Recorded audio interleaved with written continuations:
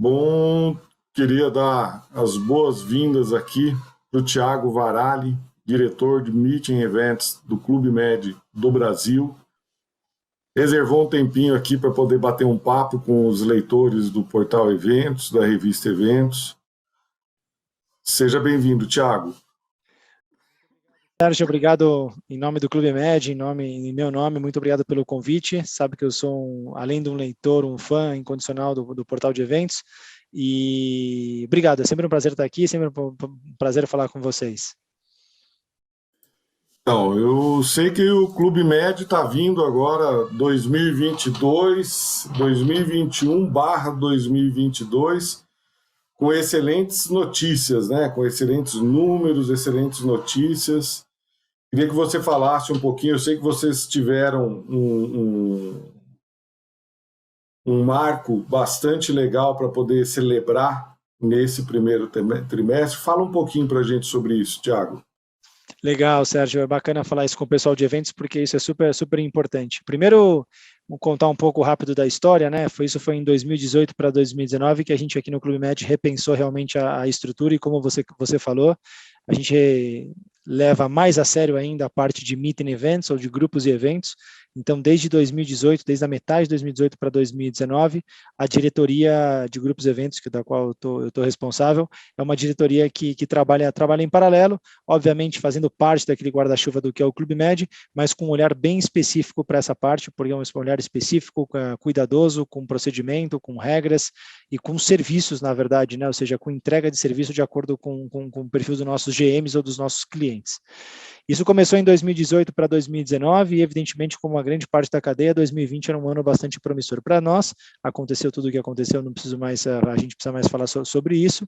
E, de fato, como eu comentava minutos antes do nosso começo da nossa entrevista contigo, realmente, no segundo semestre de 2021, a gente sentiu essa retomada ou esse crescimento da parte de grupos e eventos de uma forma bastante forte no nosso negócio. Muito porque a gente tem uma demanda nacional bastante importante, né? Então, assim, dentro desse Meeting Events, a gente faz muito mais do que o MICE clássico, do que os incentivos ou a parte corporativa. A gente tem grupos, o que eu chamo de grupos de afinidade. Então, nossos grupos esportivos, gastronômicos e um lado que é o casamento, se você quiser, a gente fala um pouco mais dele, que é um fenômeno dentro do Clube Med hoje. Então, 2021, o segundo semestre já tinha sido tão bom quanto o período anterior à pandemia, né, até 2019. E, de fato, 2022 veio para consolidar tudo isso. Como você comentou, né, a gente está com o nosso recorde histórico no nosso primeiro quarter, então, mesmo com ainda alguns ruídos, né, no final de janeiro para fevereiro, uma possível onda daquela fase Omicron que foi, que não foi, mesmo assim a gente está conseguindo entregar o nosso primeiro quarter histórico, na história faz parte, ou seja, histórico do Clube Med, que janeiro, fevereiro e março, então o nosso maior resultado em termos de grupos e eventos, seja ele feito no nacional e no internacional, em ambos a gente colocou. Então, Lake Paradise, arrebentando com toda a estrutura que ele tem, com seus 3 centros de convenções, bastante forte no MICE e bastante forte em eventos sociais no casamento. Rio das Pedras com algumas renovações, um resort que tem essa possibilidade da praia, desse ambiente bastante fechado, com eventos de pequeno e médio porte, e Trancoso, que é um queridinho do mercado, passou por toda uma reforma durante o período mais agudo da pandemia, né? Foram investidos quase 60 milhões de reais, e hoje ele tem um novo centro de convenções, um novo centro, na verdade, o Shebizuchi, que é uma área de eventos sociais e eventos corporativos, que já está em operação de soft opening, mas tem a sua abertura final para o final de maio. Ou seja, a gente teve um quarter histórico, o primeiro quarter, e não tenho dúvida, hoje a gente está em meados de abril, o segundo quarter vai ser ainda melhor do que o primeiro, então 2022 realmente promete ser o ano da consolidação desse Meeting Events no Brasil, dentro do Clube Med. Esse primeiro trimestre, pelas informações que nós temos, vocês tiveram um recorde de venda, certo? Certo, e esse recorde veio bastante influenciado no mês de março, né? Então, assim, janeiro foi um mês bom para eventos, não tão bom quanto 2019, teve bastante equilíbrio entre férias né? Então, assim, uma coisa que as pessoas precisavam, os executivos, enfim, de uma forma geral, foi um equilíbrio. Fevereiro ele poderia ter sido melhor, ele foi um bom mês, mas ele foi ainda bastante impactado por os últimos dias de janeiro, que toda aquela história Omicron, não Omicron, e muita coisa que era para ser feita em fevereiro ainda conseguiram alguns espaços entre em março. Mas, de fato, dentro do primeiro quarter, março dominou os nossos resultados, com realmente números históricos e bem acima do que foi 2019, mas quando eu falo bem acima, na casa de 60%, 70%. Você comentou da reforma que vocês fizeram em Trancoso, mas vocês também fizeram algumas melhorias, vocês aproveitaram esse período para poder fazer algumas melhorias no Clube Med Lake Paradise, não foi? Em todos eles, assim, né, além da manutenção contínua que a gente faz, a gente fez melhorias e pontos estratégicos de tudo que a gente fez. Lake Paradise hoje, ele tem a área de eventos, que até, se eu posso dar um spoiler aqui, em julho vai ter uma nova reforma, uma nova renovação, na verdade, do centro de convenções, que é a última parte, mas hoje a gente tem a área esportiva toda reformada, a arena de beach tênis, os campos de futebol, as quadras de tênis, ou seja, toda a parte anterior ao resort, ela foi reformada no final de dezembro para o começo de janeiro. Ele tem o Shebizuchi, que é um projeto que foi aberto em 2021, mas que hoje realmente o grande volume dele está em 2022, então que é aquela casa de eventos sociais que a gente também utiliza para o corporativo em alguns dos casos, que fica de frente para o lago, né, perto do campo de golfe, uma beleza incrível, natural e um serviço bastante interessante, e a gente reformou mais uma parte dos apartamentos, ainda não na sua totalidade, mas a gente está avançando bastante dentro disso. Então, o Clube Med cuidou, né? Então, a gente falou em outras ocasiões, eu lembro que eu falei com você isso, assim, dentro dos países que o Clube Med tem, e são muitos, a gente teve a prioridade ou o privilégio do Clube Med sempre acreditar na recuperação rápida do Brasil.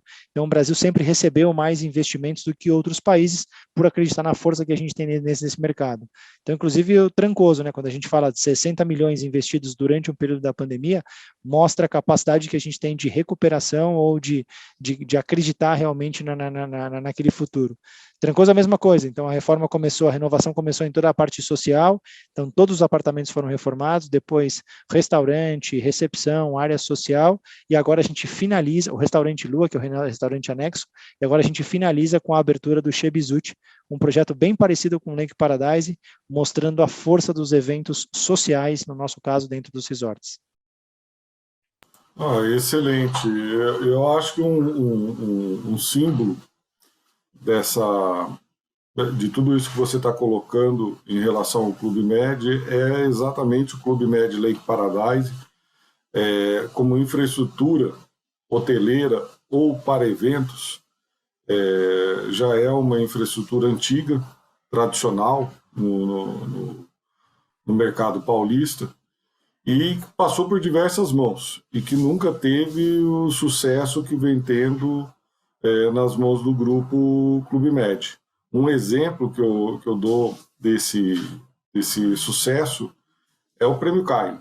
E o Prêmio Caio, que anualmente faz uma eleição junto aos principais gestores de eventos, gestores de RH, gestores de marketing, contratantes de eventos, para poder listar os melhores empreendimentos para a realização de eventos, divididos em categorias.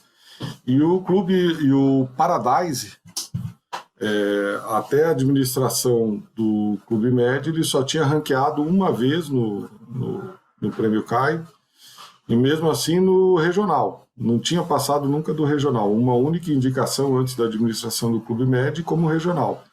E a partir da administração do Clube Med, acredito que você vai saber isso melhor do que eu, 1 ano, 2 anos depois que vocês assumiram a administração, começaram a subir no ranking do Prêmio Caio e, inclusive, se não me falha a memória, o ano passado foi para o Nacional, não foi, Thiago?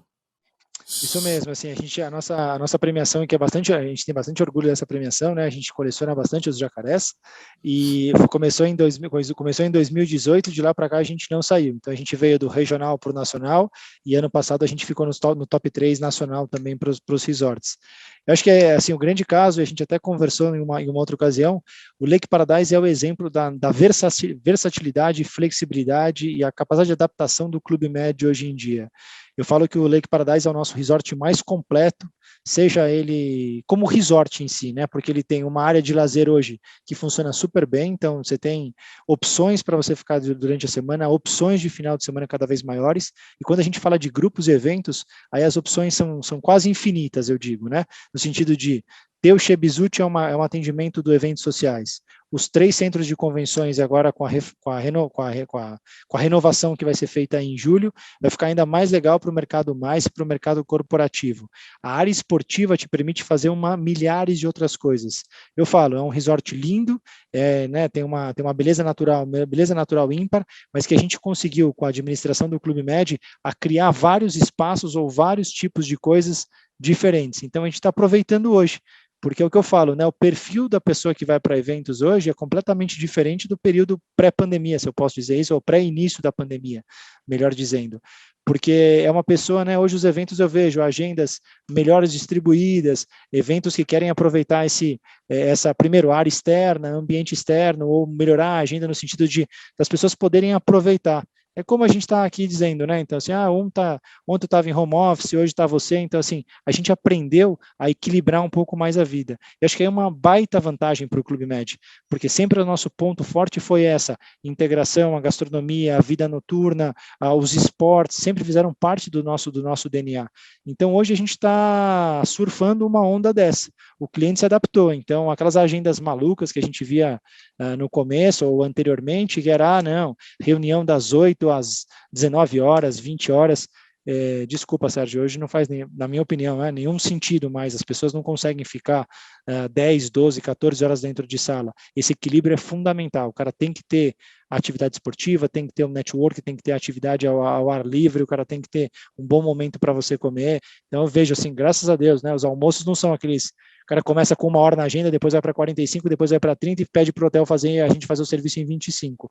Hoje são horários respeitados, assim, que as pessoas realmente utilizam aquilo para outras coisas, né? Então, acho que isso é super legal. Isso é uma coisa que eu vejo hoje, 2022, para mim é muito, muito latente essa capacidade de participação do evento, como os eventos híbridos, que a gente também se adaptou no comecinho do período da pandemia.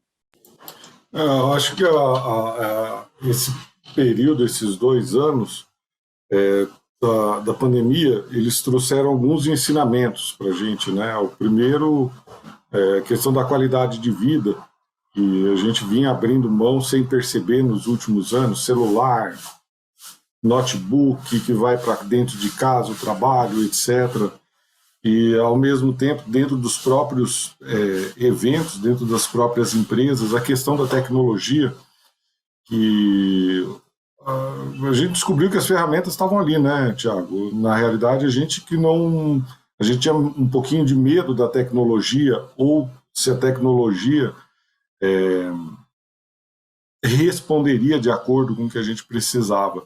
Nesse sentido, quais são os modelos de eventos que você está vendo que estão acontecendo agora nos Clube Med, né? Eu acredito que cada um com um perfil talvez um pouquinho diferente.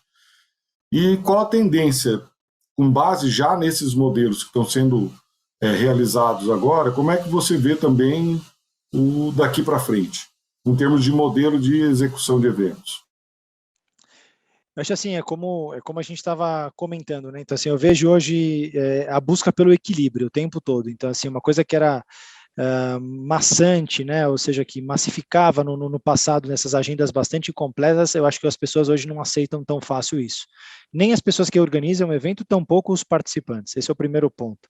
Segundo, eu vejo assim que cada vez mais esse modelo híbrido, ele continua. Então, talvez ele era um momento híbrido 100% na sua essência, durante a pandemia, né? A gente fala, era super legal falar, não, temos aqui 2.000 pessoas conectadas. E eu acho que esse modelo já não vai existir mais, é um modelo que vai ter pessoas fisicamente presentes, mas pessoas que vão estar virtualmente presentes. Vai depender muito do que aquele evento, do que aquela proposta daquele encontro agrega para uma pessoa ou outra. Então, assim, hoje é super normal você ter uma participação híbrida. Então, às vezes você tinha um palestrante que vinha só por 1 hora, que tinha que fazer um deslocamento enorme, não sei o quê. Pô, coloca o cara na tela, ele vai conseguir fazer dentro disso. Então, a conectividade, como você disse, Sérgio, os recursos eletrônicos estão a nosso favor e não contra nós. E o terceiro ponto, que eu acho que é super importante, eu acho que o negócio do Che Bizuti de Trancoso ficou bastante interessante para o corporativo, é uma sala, né? Hoje, assim, o espaço de eventos que a gente tem é uma sala aberta, é uma sala integrada com a natureza. O que eu vejo hoje do participante é ele continua fazendo muitas coisas, ele é um participante mais multidisciplinar, se eu posso chamar assim. O cara entra e sai da sala como se for, né? Na verdade, não é mais uma sala, ou seja, a sala não tem mais parede. Então, assim, é um ambiente integrado com a natureza e com tudo aquilo que ele está vivendo, onde a pessoa entra e sai, entra e sai, entra e sai em vários ambientes. Então, eu fiquei vendo isso nos eventos agora de março, principalmente em abril, que eu acompanhei pessoalmente com a entrega desse novo espaço.